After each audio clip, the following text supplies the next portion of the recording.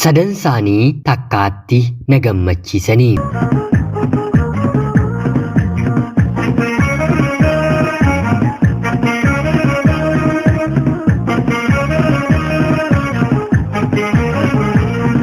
Yeroodhaaf maqaa kiyya himachuun barbaadu kanan dhaladheetti guddadhee Jiituu Magariituu Oromiyaa keessatti. Barnoota kiyyallee kutaa 1 hanga 4tti haadhaaf abbaa koo biratti ergan baradhee booda namni mana namaadhaa diidaa gara mana isaatti gara mana haadhaaf abbaa isaatti baqata. Ani garuu jiruuf jireenyi haatiif abbaa kiyyaa na jibbisiisee jennaan ganda namaa galeen ganda namaatii immoo mana namaa barbaadaatii na galchaa mana haadhaaf abbaa kootti deebi'uun barbaadu jedheen gara magaalaatti na erganii mana namaa galeen jiraachuun eegalee. Haatii fi ana waliin ijoollee 3 qabu. Ani hangafa dubartiidha. Anatti aananii kan dhalatan immoo ijoollee dhiiraadha. Haatiif abbaan mana keessatti waan toluttis waan baduttis yeroo walitti bu'an kan miidhamu ilmaan dhalatanii. Tokkoon jecha haati abbaatti abbaan immoo haadhatti dubbatu sammuu ijoollee keessatti suuraa godhatee bara isaanii guutuu akka hin daganne akka yaadatan isaan taasisa. Haatii fi abbaan koo nagaa waliin qabanii waan tolutis waan badutis walitti bu'aa oolu. Ofii nagaa dhabee nagaa mana keenyaa kan dhorku immoo abbaa koodha. Abbaan kiyyas ta'e sanyiin abbaa koo namoota gaarii miti. Maatiin isaanii erga boqotanii booda lafa maatii adda qooddachuu irratti obbolaan obboleettiin maatii sana keessa jiru hanga lubbuu wal baasuutti walirra kan ga'edha. Abbaan isaanii haadha manaa 2 qaba. Duuti haadhaaf abbaa garaagarummaa yeroo gabaabaa baatii 2 guunnee waan ta'eef waa'een qabeenyaa otoon haasa'amiin haatii fi abbaan isaa boqotanii ijoolleen haadha manaa warra kaan immoo qabeenya haadha keenyaa jechuun walakkaa ol waan qabataniif diinummaa cimaatu gidduu isaaniitti ture. Kanaanis abbaan kiyya obboloota isaa haadha tokko waliin ta'ee obboleessa hangafa rakkoo kana uumuun isaan jeeqaa jiru. Haadha biraarraa kan dhalatu namatti maallaqaan bituun ajjeesanii boollatti darbatanii gachisiisaniiru. Kana erga godhee booddeedha. Ofiis nagaa dhabe obboloota isaa waliinis nagaan dhibe. Lafti barbaadan harka isaarra gahus haa ta'uutii garuu jireenyi isaa tokko jedhee miidhamuu jalqabe. Obboloonni haadha tokko obboleessi isaanii jalaa boqote. Maatiin warra abbaa koo obbolaansaa akka ajjeesan waan beekaniif akka diinaatti wal ilaalu. Akka diinaattis wal eeggatu. Isaan qofa otoo hin taane dhala isaaniitti illee himuun warra obbolaa otoo hin taane nuti warra gumaadha jechuun ijoollee isaanii guddisaniiru. Kanaan obboleessi hangafti boqotee obbolaan immoo diina waliin ta'ee ganduma tokko keessa wal eeggachaa waliin jiraachuu itti fufe. Abbaan kiyya halkan hirribni ija isaatti hin dhuftu. Guyyaa naannoo toora 8 gara manaatti galuun haadha kiyyaan ijoollee narraa baasi jedhee sa'a 1-2 erga rafee booda meeshaa qabachuun isa barbaachisu qabatee obboloonni isaa tarii namaanis ofiinis yoo itti fufan bakka hundaatti qophii ta'ee eega. Abbaan kiyya meeshaa qabateen kan doorsisu yookiin immoo kan ittiin qophaa'u obboloota isaaf qofa miti. Haadha kiyyaan illee yeroo ba'uu fi yeroo galu albee fi meeshaa qabate itti argisiisuun yoo didde morma kee kuteen awwaaleen foon kee immoo kukkuteen abiddatti naqee nyaadhaa jedhee ishee doorsisa. Ishee qofa otoo hin taane ani yeroo hedduu haadha koorra goreen wantan dubbadhuuf anaan illee akkanuma naan jedha. Har'a bor abbaan koo morma koo na kutee na ajjeesee foon kiyya akka yaade sana ni godha jedheen nan yaadan ture. Baay'ee sisan sodaadha. Bahasaaf galmasaa gaaddidduunsaa lubbuun koo baay'ee sodaati. Keessumaa yeroo uffannaa isaa uffatee gadi bahu waan uffate waan qabu waan baate namni isarratti waan hin beekneef anis haati koos obbolaan koos baay'ee sodaannaa. Anaa fi obbolootuma kooyyuu erga deessee haati keenyi sababa abbaa kooti of ajjeesuudhaaf 2 wadarootti lubbuu ishee hiitee taa'umsa of jalaa kaaste. Rabbi nu gargaaree ollaan nuuf dirmatee haati keenyi lubbuudhaan haftee haga har'aatti illee jirti.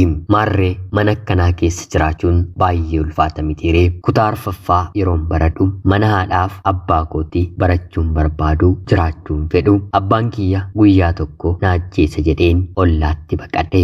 Ollaas deemuun maaloo biyya itti abbaan kiyya na arguu hin dandeenye nageessaa jedheen kadhadheen guyyaa gabaa deeman barii simbirri otoo waciin gara magaalaatti deemuun fira isaanii bira na kaa'anii booddee irratti mana namaa na galchanii hojjechuun eegalee. Yeroo sanatti baatiidhaan qarshii 30 naaf kanfalamaam. Haati manaan bira hojjedhu nama baratu hin barbaadu waan naan jetteef anis filannoo gara biraa waan hin qabneef tarii manuma kanaayyuu na baastee bakka galu dhabeen gara baadiyyaatti na deebisti jedheen barnoota hin barbaadu jedheen ijoollee ishee guddisuuf hin eegalee.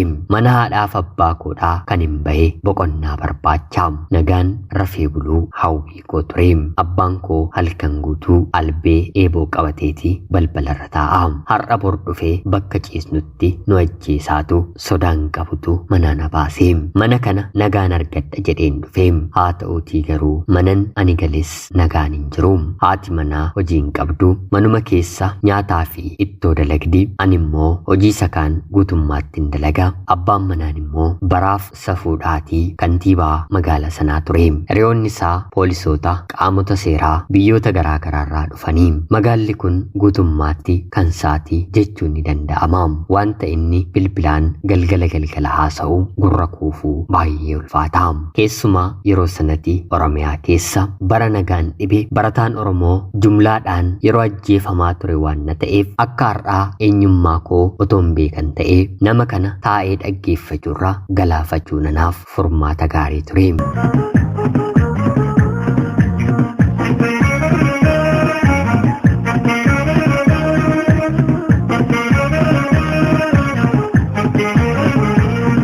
Manni nama kanaa kutaa bal'aa qaba.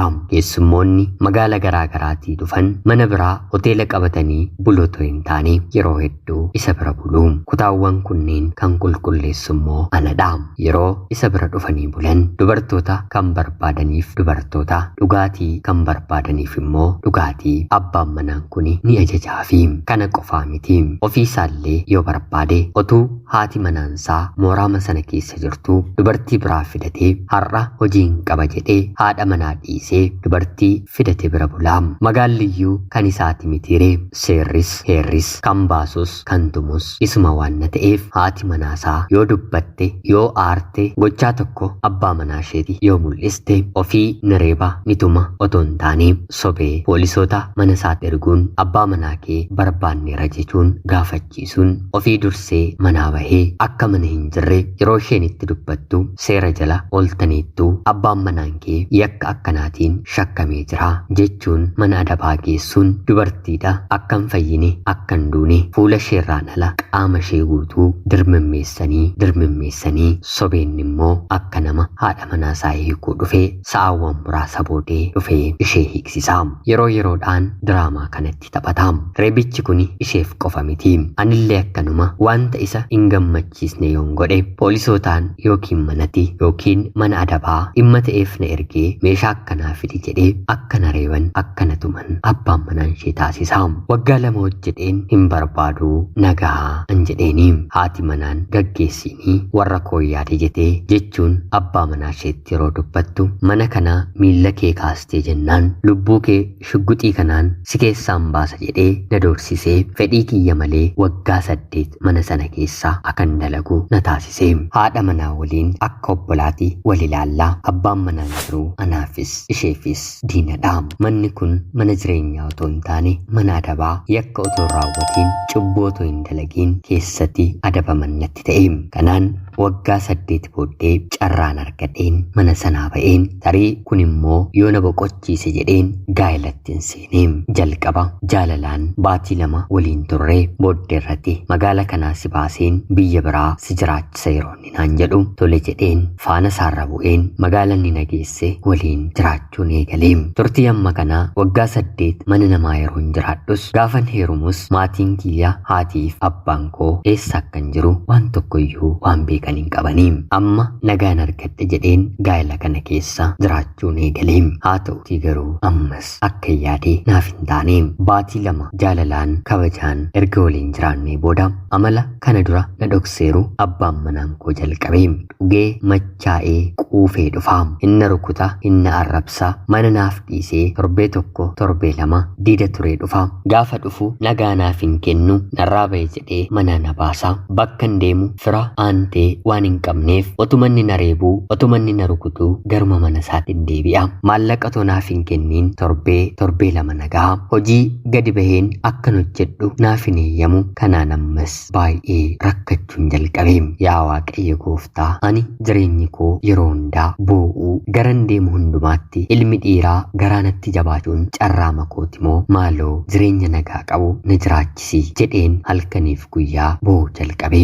Jireenyuma akkanuma ulfaatu keessatti immoo ulfaa'een daa'ima dubartoota 2 lakkuun dahee. Kunis baay'ee natti ulfaate. Haati na kunuunsitu na biran jirtu. Abbaan manaan gonkumaa naaf hin yaadu. Kanatu barbaachisa deesseeti ni miidhamti ijoollee 2 hoosisti naan jedhee gaaf tokko waan tokko harka isaatti baatee dhufe hin beeku. Ijoollee sababa godheen maallaqa akkanaaf baasuun taasisa. Ijoollee isaa qofa waan jaallatuuf maallaqa naaf kenna. Kanaan otuman jiru abbaa manaa kiyyaaf daa'ima daheen baatii 4 akkuman fixeen abbaan manaan kee nama waliin walitti bu'ee miilli isaa miidhamee mana yaalaa galeera naan jedhanii. Hundaafuu abbaa manaa koodha mitiree uffata baaqee yookiin immoo naxalaa ofirra buuseen fiigaa gara mana yaalaan deeme. Dhiigni akka malee keessaa dhangala'aa jira. Dhumarratti qaamni isaa socho'uu dhaabuu yeroo jalqabu ambulaansiidhaan gara magaalaa godinaatti geessamee dhiigni argamee yaalamuu jalqabe. Kanaan abbaan manaan koo nama waliin walitti bu'iinsa taasiseen shimalaan jilba keessa dhahuun erga dhahanii boodammoo irra jechuun miilli isaa buqqa'ee cabee garagaleera. Baatii 2 erga wal'aanamee booda miilli kun cituu qaba jedhaniini baay'ee raammaa foolii godhachaa guyyaadhaa gara guyyaatti dhukkubbiinsaa isatti ulfaachaa waan na dhufeef miilli isaa ni kutame. Yeroo miilli isaa kutamu kana silaa gadduun qaba mitiree nan gammade. Cabuun miilli isaa na gammachiise otoo hin taane amala kana dura natti argisiisaa ture abbaan manaan koo natti argisiisu jedheeni. Dhugaattis cabuu miilli isaatiin amalli isaa jijjiirame. Nama toon taane mana keessa haadhanaaf ta'e. Hundaafuu yoo ani garaatti jabaadhe daandii irratti kufa mitiree kan inni deemu kiraanchii qabateeti quufaan utaalaan abbaan humnaa kaleessaa anarrattis eenyuma birattiyyuu sodaa kan hin qabne cabni miilla tokko mana isa keesse. Si'a kanakaa inni hojii humnaa hojii kamuu dalaguun waan itti ulfaatuuf maallaqni jiru otoo hin dhumiin biyya hambaan deemaa ati immoo daa'ima guddisin jedheeni. Tole jechuun dirqama isaatiin tole jedhe. Anis bara 2014 naannoo baatii arfaffaa keessa gara biyya hambaatti imala koon taasise. Sammuun kiyyas nagaa argate ijoolleen koos nagaa argatanii. Kanaan maallaqan argadhuun gargaaruun hin eegale. Innis mana keessa akka dubartii buddeen tolchaa ittoo danfisaa uffata ijoollee tiratee miicaa mana qulqulleessaa jireenya isaa gaggeessuu eegale. Yeroo yeroodhaan suuraa kaasee ammallee naaf ergaa. Kanaan nageenya koo argadheen gammachuu guutuudhaan otoo hin jiru biyya hambaa dhufeen naannoo baatii 4 yeroon guutu abbaan kee ni du'e naan jedhanii. Kunis anaaf gammachuu gara biraadha. Yaa Rabbii galata kee akkuma nageenya koo naaf eegsiste turus oolus barfatus obbolaan koo haati kiyya nageenya argatanii. Kana ni biyyaa bahee jibba abbaa kootii namni abbaan isaa baga du'een jedhu anaaf garuu haadha kiyyaaf jecha abbaan koo baga du'een jedha. Rakkina dhiphina sana keessa jiraachuurra isaaf iyyuu duuti boqonnaadha jedheen galateeffadhe. Kanaan ammas otuman hojjechaan jiru baatii 2 dabarse. Haati manaan waggaa 8 akka obboleettii kooti wal ilaallaa mana isheen jiraadhe bilbila kiyya barbaaddee gaafattee argatte. Abbaan manaan ishee yakka nama ajjeesuu yakka hannaa yakka malaammaltummaan yakkamee waggaan 14 irratti murtaa'ee mana adabaa galuusaa gammaddee gammachuu isheenaaf qooddee anis nan gammade. Waggaa tokko keessatti jireenya kiyya dhiphisaa kan turan namoonni 3 abbaan koo abbaan manaan koo abbaan manaan ani biran hojjedhu gatii isaanii argatanii. Yaa Rabbii sammuu kiyyaaf nagaanaaf kennin jedhe bara 2014 bara nagaanaaf ta'ee waggaa dheeraa booda haadha koos bilbilaan argadheen yeroo ammaa kana namni akka kooti gammachuu qabu ni jira jedheen yaadu. Duuti diina ofiif iyyuu gaarii miti. Haa ta'uutii garuu nama duuti maluu fi hedduun jira. Nagaa namni nama hawwatu jireenya namaa balleessa boqonnaa nama dhawwata. Yoo obsan hunduun darba jedhu mitiree ani obsa qabaadheen otoo hin taane rabbumti obsa naaf kennee guyyaa boo'icha koo ilaalee hundumaayyuu bakka isaanii kaa'ee. Tarii akka baraati abbaa manaa kee dhukkubsataa miilli isaa naafa ta'e waliin jiraattaayee namni naan jedhu hin dhibu. Haa ta'uutii garuu naafa ta'uunsaa anaaf gammachuudha. Akka kaleessaa nan arrabsu nan tokkotu akka giiftii isaatti na ilaalee giiftii koo jedhee sagadee wanta ani itti ergu kanan godhe kanan qopheesse kanarraa immoo kuni hafnaan kanan godhe baatii kanaaf nun barbaachisu kuni jira jedhee natti dubbachaa oola. Hangam qaama miidhamaa ta'uun nama gaddisiisus haa ta'uutii garuu qaama miidhamaamti kuniyyuu nama maluufii qaba. Dubartiin bira galaan ture abbaan manaan ishee kantiibaa ture bara OPDO'n uummata Oromoo nyaattu inni mootummaa wayyaaneedhaaf ijoollee Oromoo fixaa xaa'oo kennaa gammachiisaa goota jedhee kabajamaa badhaafamaa ture. Yoo barbaade maatii namaa doorsisa, yoo barbaade abbaa warraa namaa manaa baasee mana isaatti tumsisiisa, akka barbaade nama gochuu danda'udha ture. Namnis baay'ee isa sodaata. Bakka inni jiru namni biraan taa'ee haasa'u gooftaa magaala sanaa ture. Gooftaafis gooftaan jira mitiire rabbi isaafis guyyaa eegee gatii isaa kenneefi. Silaa abbaan manaan yeroo hidhamu haati manaan wayyoo abbaa manaa koo na jalaa hiitanii jetti. Haa ta'uutii garuu hidhamuun kansaa haadha manaasaaf kan gammachiisu, ijoolleen isaallee boqonnaa argatu. Haadha manaaf ijoollee isaarra darbee aniyyuu nan boqodhe. Sababiin isaa immoo yeroon kadhannaa godhu yeroo hundaa yaa Waaqayyoo warreen natti darban hin dhiisiin gatii isaanii kanfalii fuuldura kootti ija kootti natti argisiisi jechaan ture. Anaan na boqochiisee warra jireenya kootiif boqonnaa na dhawwan immoo rabbi gatii isaanii kenne. Ana obboleettii keessan biyya hambaarraati. Ulfaadhaa nagayaatti galatoomaa.